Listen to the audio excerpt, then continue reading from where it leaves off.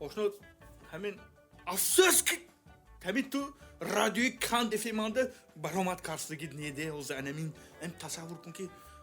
افسوس ده ما هم خیلی زر اصیل میخونمه بلایه کاند افیم کشته میشد که توی کشته نمیشد